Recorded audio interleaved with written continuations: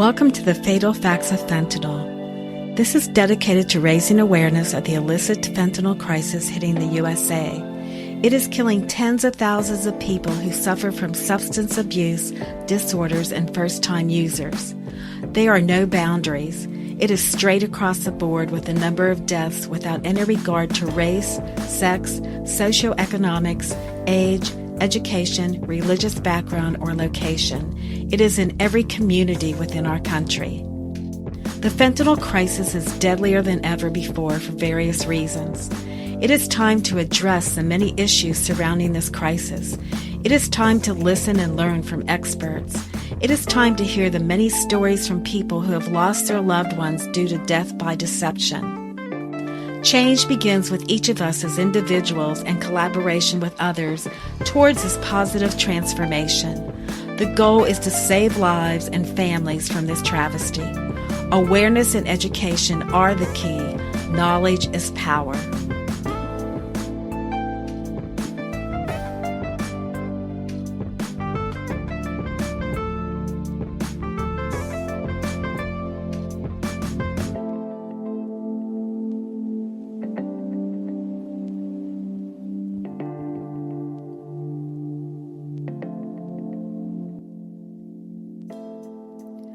I am your host, Lisa Carol Cood, an educator and advocate to help bring awareness to the fentanyl crisis touching every facet of our society.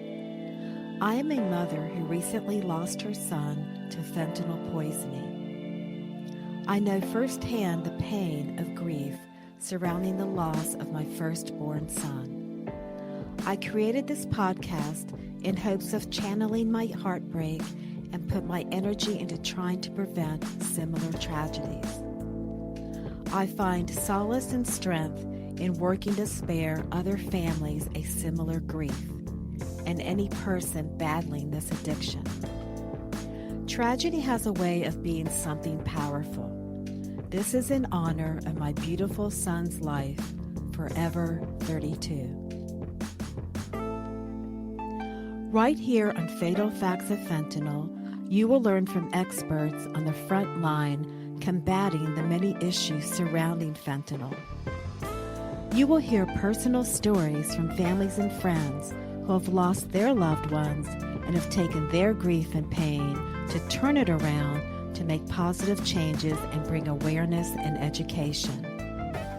You will also listen to people who have struggled with an opioid addiction and are still struggling and are now in active recovery. All of us share a common bond. We are all here to make a difference. We are all here to bring you the fatal facts of fentanyl.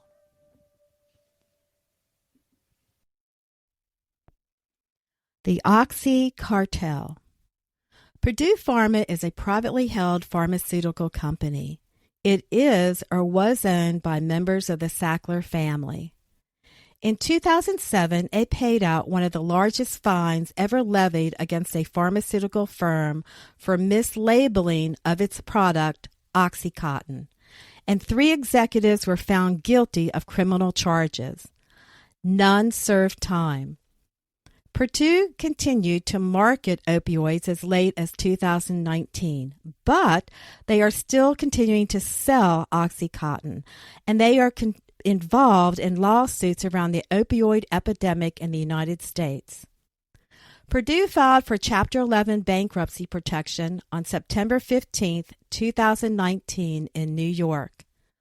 On October 2, 2020, it was reported that Purdue had reached a settlement potentially worth $8.3 billion, admitting that it knowingly and intentionally conspired and agreed with others to aid and abet doctors dispensing medication without a legitimate medical purpose.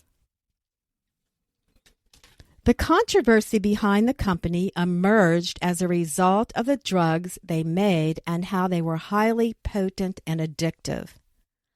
OxyContin was abused by crushing, chewing, snorting, or injecting the dissolved product. These methods create a significant risk. They can create overdose and death. Once addicted, users went doctor shopping to obtain prescriptions.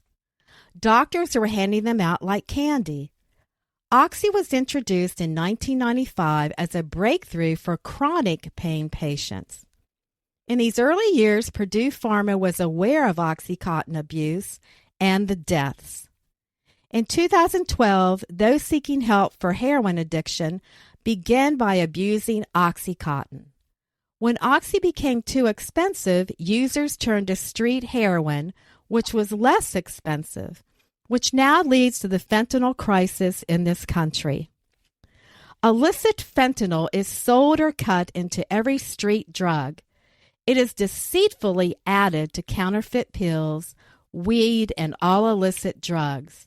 It is a multi-billion-dollar industry, and it all began with Purdue Pharma, who deceitfully marketed Oxy as non-addictive.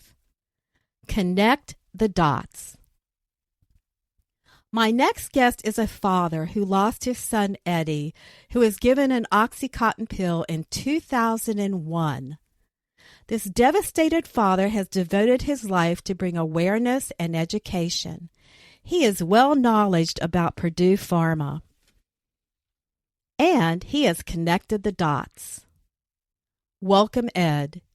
If you will, please provide your story about Eddie, his life, then sadly his death from OxyContin at 18 years of age.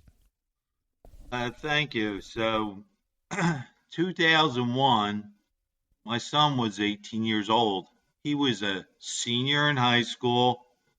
He had just signed up to go to a cooking school after he graduated. And to make a long story short, the first time I heard the word OxyContin, my son was laying in his bed dead from it. Went to a high school party. They were drinking. He had done something earlier that day, and at the party took an OxyContin, went to sleep, and never woke up. And like I said, the very first time I heard the word OxyContin was when he was dead. That night, I faxed his high school and several other high schools to warn about this new deadly pill.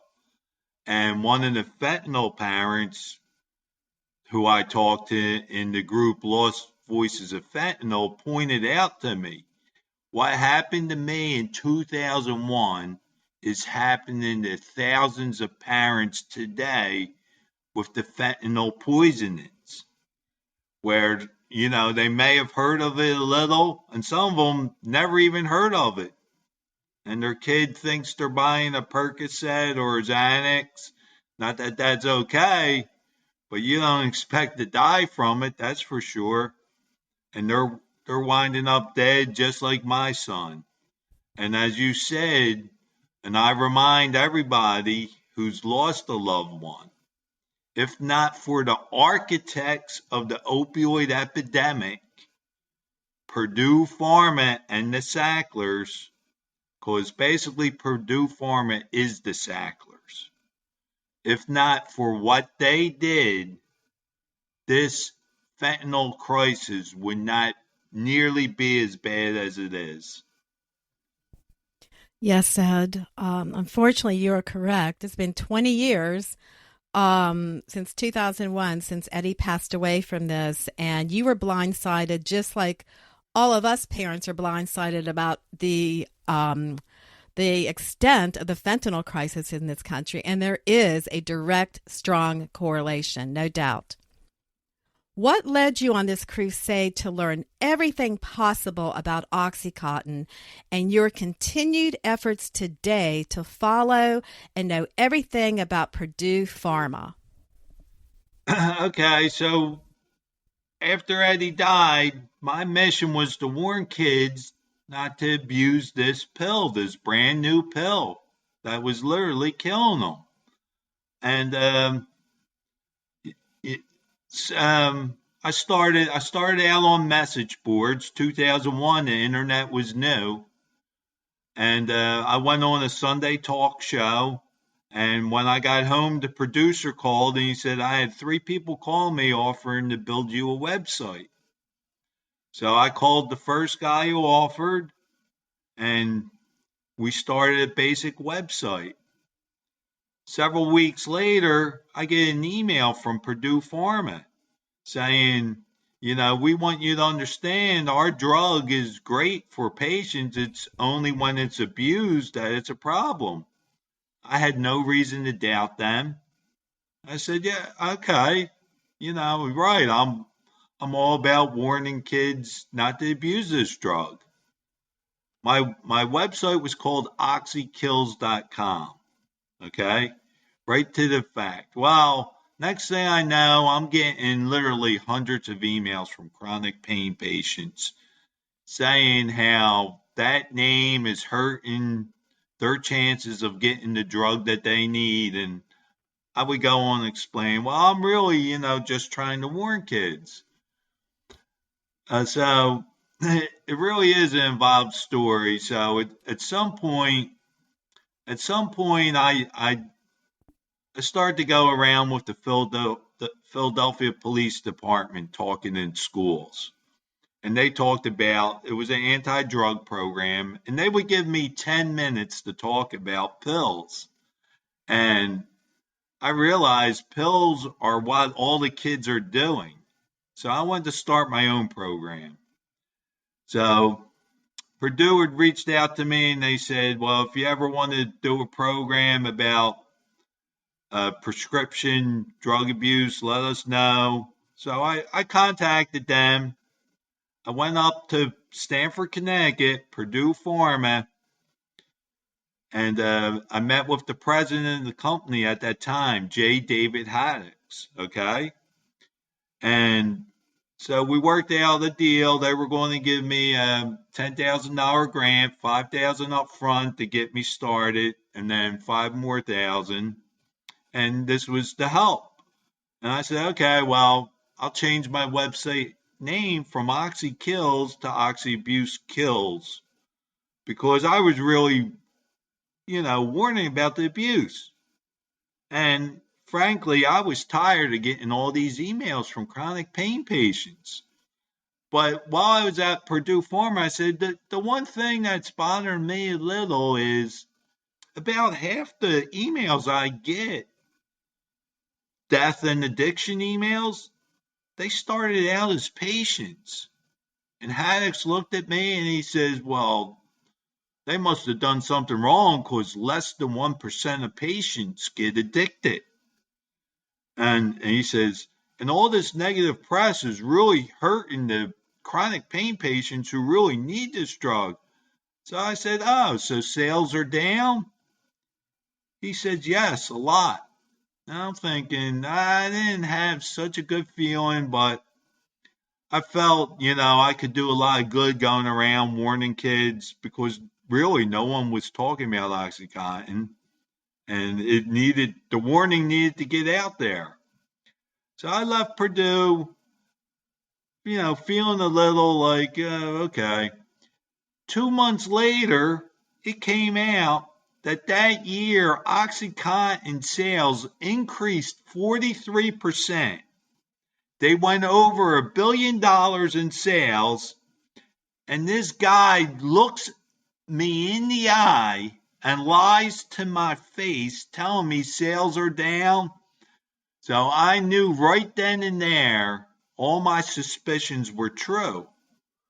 I fired off a couple nasty emails, Purdue, pretty much, told them what I thought, and that was from that day on, I became one of their worst enemies because I realized not only do I have to warn people about OxyContin, I have to warn them about this evil company that's selling OxyContin and that's lying.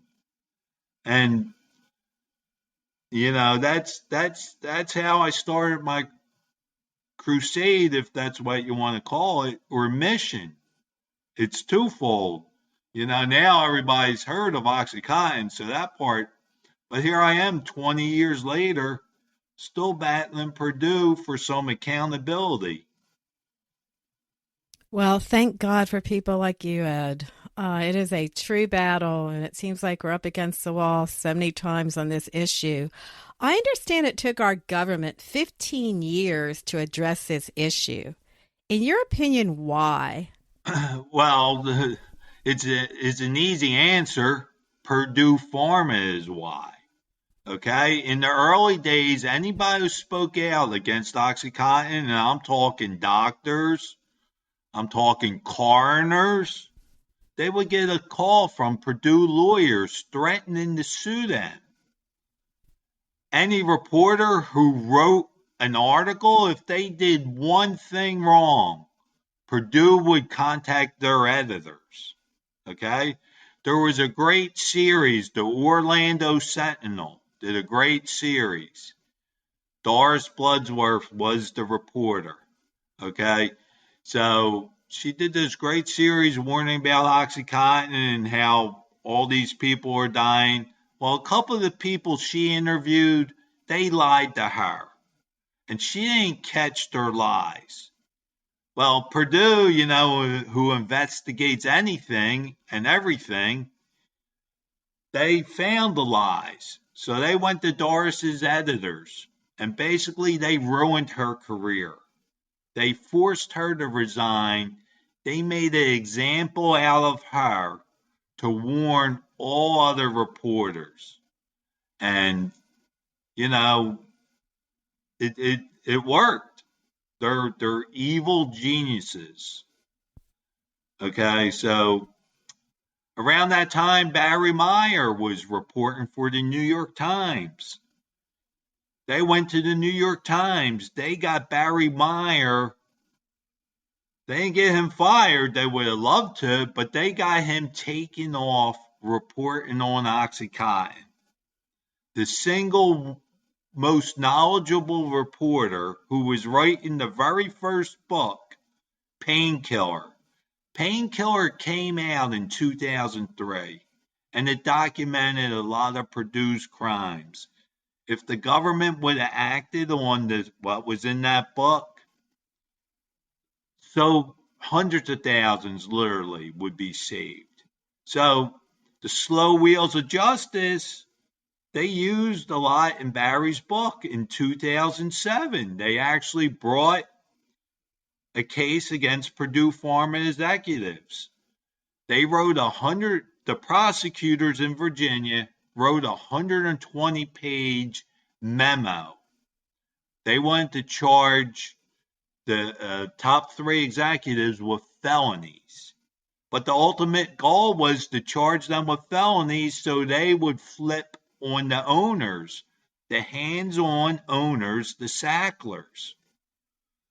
So, books have been written about this. There's about 7 books out documenting this. But, so what Purdue did, they hired Rudy Giuliani. Rudy Giuliani, with his contacts in the DOJ, they squashed that 120-page memo. Okay? 2007, I was one of 19 parents allowed to give a 1-minute statement. Now, we wrote letters to the judge, but we were allowed to speak in court at their sentencing for 1 minute.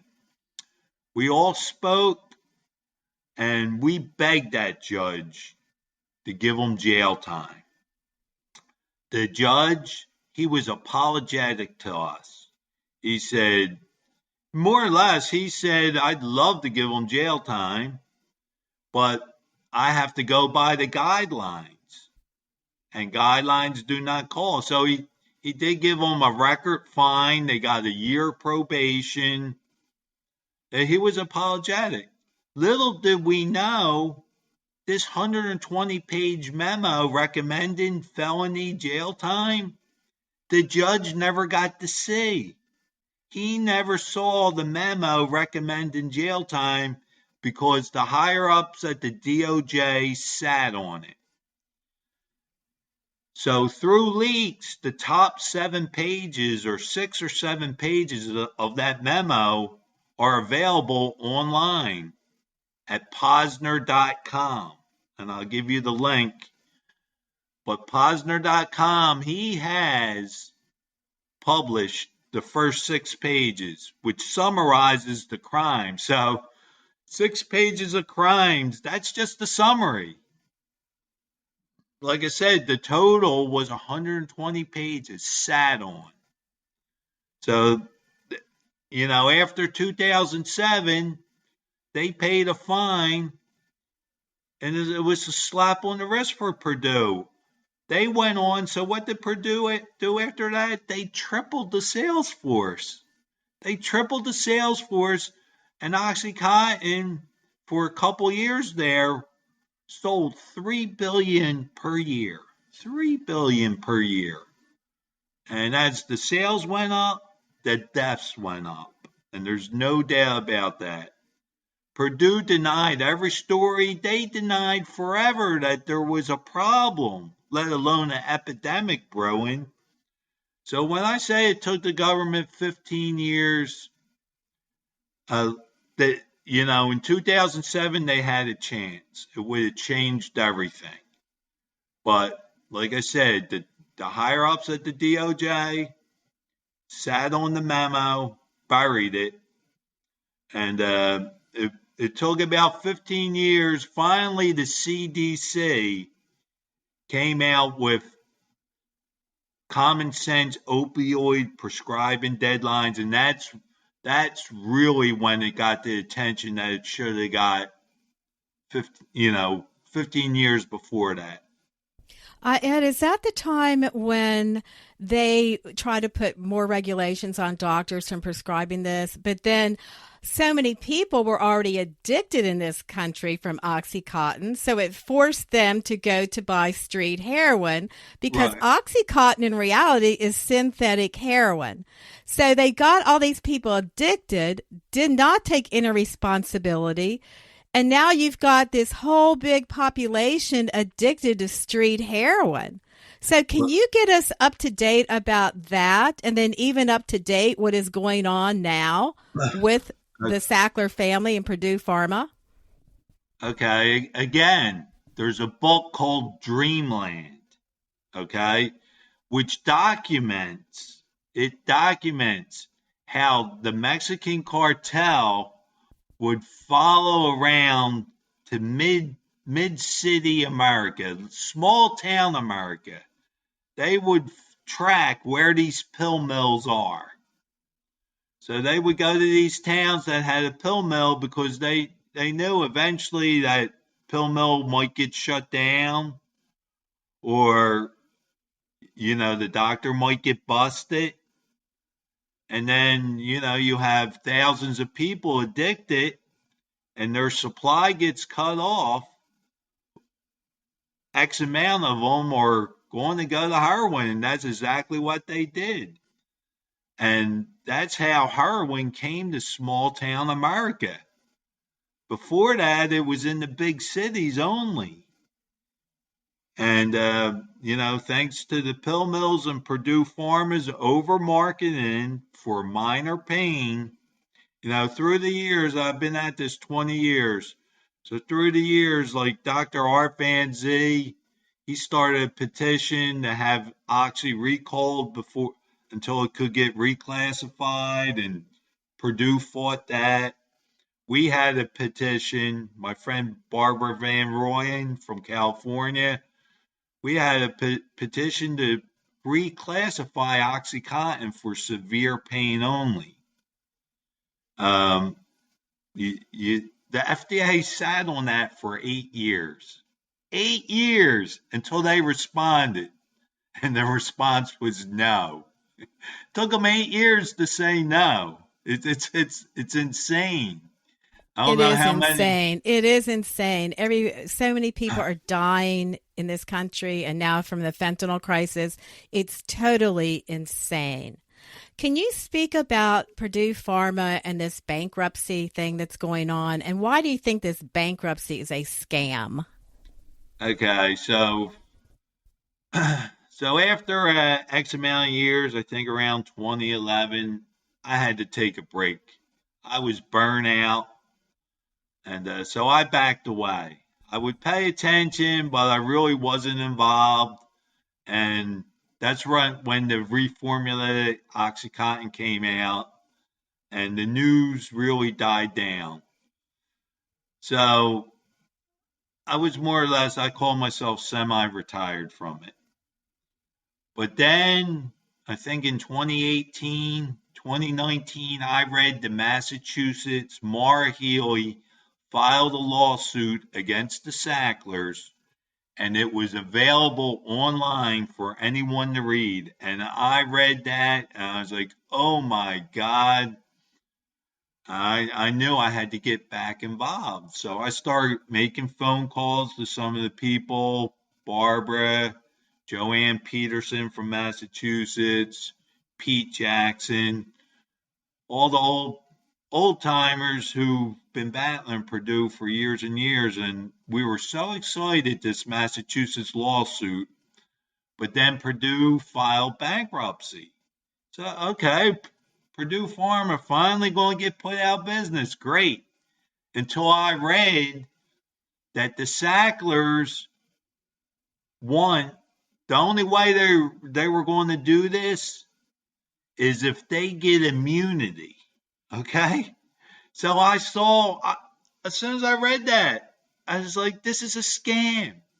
This lawsuit, this bankruptcy scam is all about buying immunity for the Sacklers. Do you mind explaining to our audience a little bit more in depth about this immunity, what that means? Okay, so at the time, I think there was 2,600 lawsuits against Purdue Pharma. 600 of them were actually named the Sacklers. So when if a lawsuit goes to trial, you got to give depositions. Evidence comes out. I just do have to mention one of the ways Purdue got away with this for so long. For years, first they gave everything they had. They would throw hundreds of millions of dollars and crush any lawsuit. But eventually there got so many that they started settling. So they would settle, but they would seal the records. The records would get sealed, or in some cases, they actually got the records destroyed, physically destroyed. So the evidence destroyed for a price. So now Purdue's facing 2,600 lawsuits, 600 the Sacklers. They declare bankruptcy, and the Sackler says, "Oh well, we'll give." Originally, it was $3 billion. We're going to give $3 billion. Well, it sounds like a lot of money, and it is, but they made $13 billion in profits. Okay, that they know of. It's probably more. So before putting Purdue in bankruptcy, the prior 10 years, they were more or less taking out like $1 billion a year and shipping it overseas, basically stashing the money.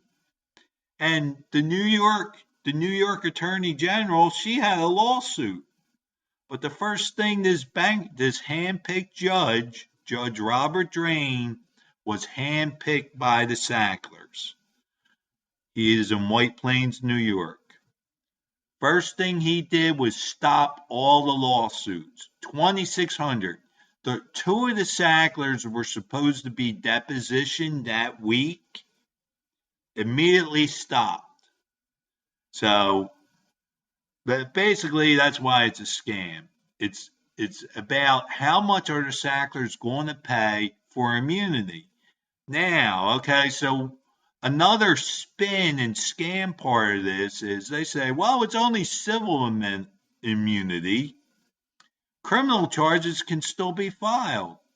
That's true. But the states, okay, part of this plan is Purdue's going to pay this money over 9 years. All the states, once they sign on, are going to depend on this money. Sacklers have written in this contract, this settlement. If they face any criminal charges, they don't have to make their payments. because they're going to need their money to defend themselves. So, number one, to bring criminal charges for just the state to do it, it's going to cost them hundreds of millions of dollars. And then they're going to lose money that they're going to be getting. And not only that, if one state had the guts to do it, all the other states would be mad at them. And, that has to carry some weight. So therefore, it goes back to the DOJ. So, and it's both sides of the aisle. The Republicans, when Bush was in 2007, Rudy Giuliani bailed them out. Eric Holder used to work for Purdue Pharma. So, and Purdue has made contributions to both Republican and Democrat. So once again, this is political. Yeah, well, it's beyond political. It's just so corrupt. It's like I said, it's a bipartisan failure. So we're looking at this bankruptcy, and we know this handpicked judge is going to give the Sacklers immunity. The only question was, what's going to be the price? So now it's up to $4.5 billion or $4.3 billion. And again, I got to remind you, I think the official number is actually $11 billion in profits. But the New York AG has proof fraudulent transfers of money offshore. The Sacklers knew that there's a leaked memo, 2007, I think it was, or 2008. David Sackler says, we're rich, but for how long? So in the previous 10 years, the Sacklers took $100 million out of Purdue. In the next 10 years, they took $10 billion. $10 billion. And it's just amazing to me. But there's a lot of problems with bankruptcy law, apparently. And, so we tried to get something done legislatively. It was called the Sackler Act. And basically, it would outlaw third-party releases. The Sacklers are not bankrupt. The company, the carcass of the company that they gutted is going bankrupt. And it's not just the Sacklers. 24 pages. They submitted 24 pages of people's names and companies that's going to get immunity. So why do you need immunity if you have something to hide? 24 Exactly. pages. So that's how deep and big this scam is. Oh my gosh, it is so deep. Can you explain to us what is RAPP? Okay, so early on, RAPP stands for Relatives Against Purdue Pharma. So back then, like I said, the internet was new. I had a website. People would send me emails. I would put them on the email list. So at some point, I read a story about three moms outside of Purdue Pharma. Three Connecticut moms stood outside of Purdue with signs. That was the very first protest against Purdue Pharma. I wound up emailing one of the moms. I said, that's a great idea. Soon after that, I learned that one of Purdue Pharma's medical seminars where they flew doctors to these fancy resorts was going to happen in Orlando, Florida. So we got, we came up with the name RAPP, Relatives Against Purdue Pharma. And we went and we held the second protest against Purdue Pharma. There's about 30, 40 of us outside in Orlando. It was Florida afternoon thunderstorms, and we were out there in the thunderstorms. And on top of that, next thing we know, this girl, maintenance worker, comes out and she says, sorry, they're making me do this. And I'm thinking, what are you talking about? Then she flicked a lever, and the sprinklers came on. It's raining, and they turned their sprinklers on purpose, but it sort of backfired a little because that was written up in all the papers. And that's what we're dealing with. How inconsiderate and rude and just totally ignorant. You attended the rally on Monday, August 9th. Tell us about that rally and what was it like and what was the outcome of that rally?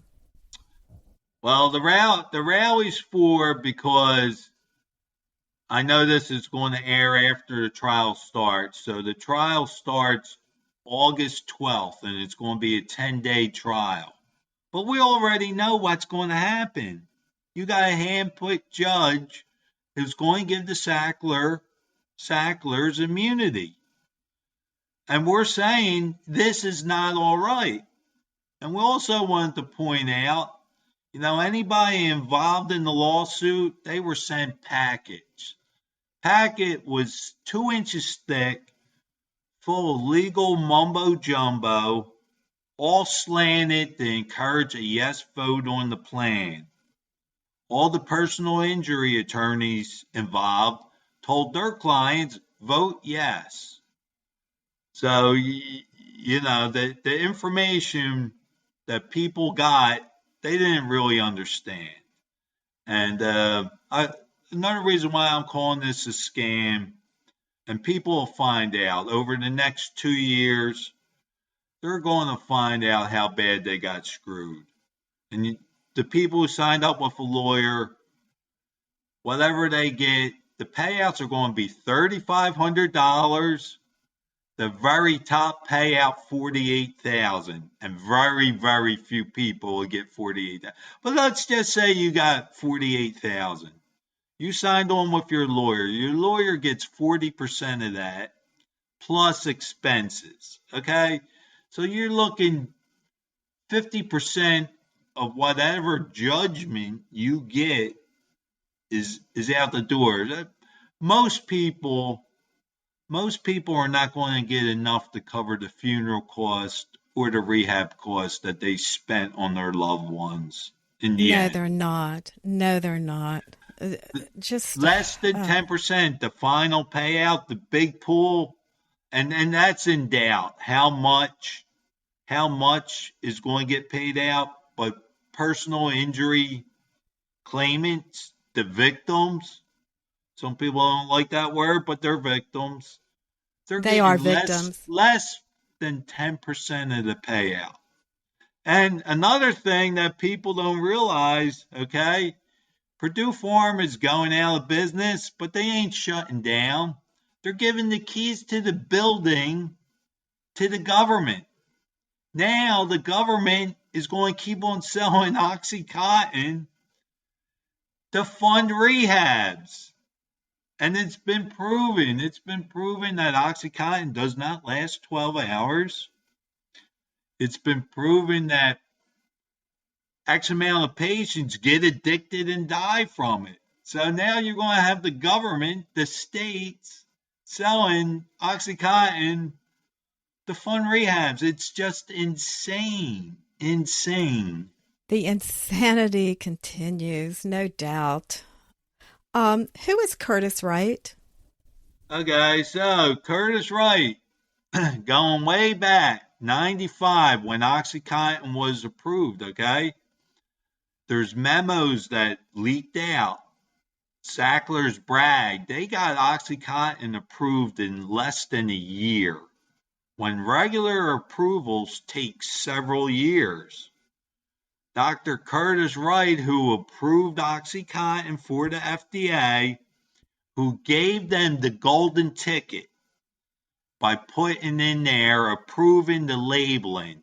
OxyContin is believed to be less prone to abuse than immediate release opioids. So he put that line in there in the package insert so the sales teams could go and tell that to doctors. There was no studies. He approved that language with no studies. Okay? 2 years after OxyContin's approval, Dr. Curtis Wright, who was he working for?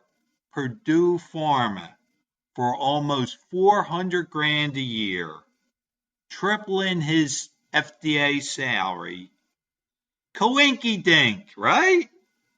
So that's this has been a scam. When I say bankruptcy scam, really OxyContin, the miracle drug, was a scam from the beginning. Originally, when they submitted it was for severe and cancer pain. And then if that, when it went off the rails is when they saw dollar signs. Well, we could get this approved. With this wording, we can sell this for backaches, headaches, toothaches, menstrual cramps, and they did. They sure did. They sure did. Ed, who is John Oliver? John Oliver, he's a comedian. He has an HBO show, and he just did a special last Sunday night, and he actually made a website, judgeforyourselves.com, judgeforyourselves.com, and the .com's the important part, because the Sacklers have a propaganda website with the same name, but they are .info. So he grabbed the .com name and he put the truth and the facts out there. So I encourage everyone to go to that website. John Oliver has done 3 specials on the Sacklers, and they're all, as funny as they can be, because it's really not a funny situation, but if you're not laughing a little, you're crying, and I'm tired of crying.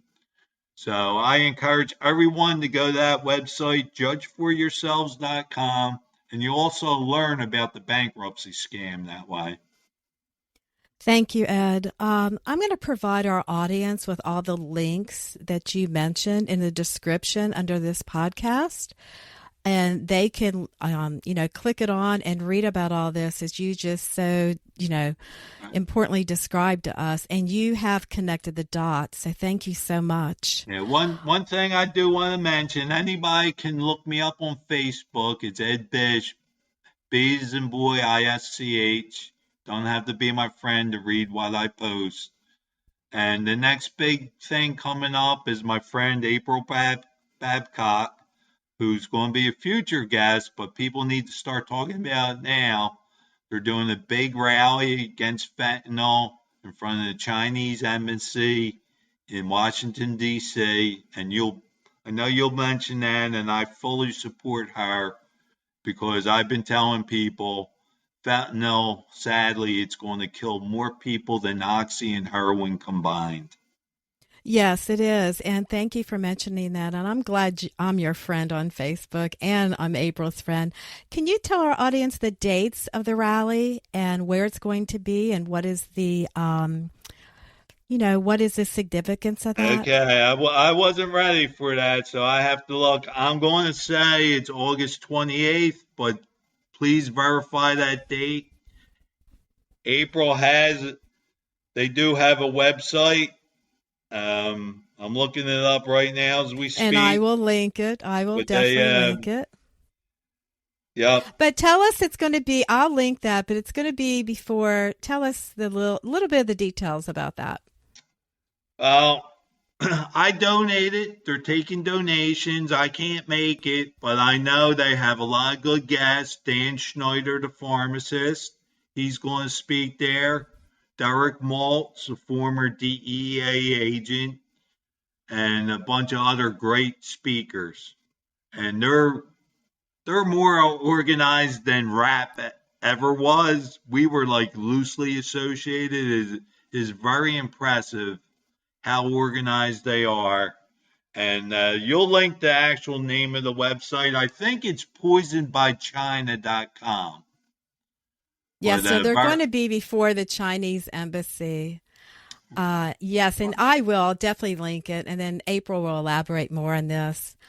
Ed, thank you. And as you can see, the correlation of the fentanyl crisis plaguing our country now and contributing to countless deaths is directly contributed to Purdue Pharma. The OxyCartel, who started the opioid addiction crisis, which led to the sale of illicit heroin and other drugs with the same addictive properties as prescription synthetic heroin labeled as OxyContin. In reality, what is worse, the corporate cartel or the drug cartel? Both are killing people in the United States in record numbers. The irony of it all is that there is a double standard in our judicial system. Purdue Pharma started the opioid epidemic, and the American judicial system allows these guys to pay a fine, which is usually pennies to the dollar on the profits they make, and nobody goes to jail. Look at El Chapo Guzman. He was a drug trafficker who killed a lot of people too. He's in prison for life. Purdue Pharma equally killed people, over 500,000 deaths. Both Chapo and the Sackler family are estimated to be worth $13 billion each. Just like the illicit fentanyl is being disguised, the Sackler family pushed Purdue to use deceptive marketing practices to flood our communities with this dangerous, highly addictive painkiller. Now, the Sackler family is attempting to use Purdue's bankruptcy proceedings to evade their responsibility for their role in fueling the opioid epidemic. And to think, prescription OxyContin led to major addictions, which led to street heroin addictions, which led to fentanyl, all for the love of money. Heroin is cheaper than OxyContin, and fentanyl is cheaper to manufacture, far more powerful and more deadly. Where is the justice? I truly believe the love of money is the root of all evil in this world. Both the OxyCartel and the illicit drug cartel are proof. It's very sad and so corrupt. It's truly good versus evil. It's not right that all of us in our country have to pay the price by losing loved ones due to this corruption and deception and greed. Thank you, Eddie, for being Eddie's voice and countless others who have died and being at these court hearings and expressing that the lies and the deceits started at the top and caused the ruin of countless lives. Thank you for not sitting down and taking it and accepting this evil and corruption caused by greed. This bankruptcy may be measured in dollars, but the opioid drug epidemic is measured in lives. It's about time our country puts people before profits and communities before cartels of all kinds. God bless you, Ed. You're a true warrior. Thank you. Poisonedbychina.org and Hulu. Yes, sir. Dope Sick is coming out on Hulu in October. Please watch it, and you will see this was no accident. The opioid epidemic was no accident. No, Thank you. It is no accident. And thank you so much, Ed. My deepest heartfelt empathy. Thank you, thank you, thank you. Thank you for having me. You're welcome.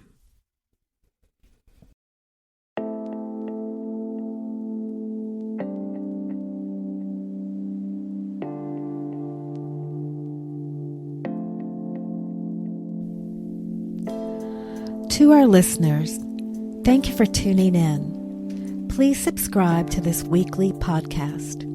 Visit our website, which is linked below in the description. On the website, click on the social media icons and feel free to share this podcast with others. And also, please leave your reviews and ask questions that you would like for me to ask our guest for our next episode dealing with the fatal facts of fentanyl. Enjoy your week. Many blessings.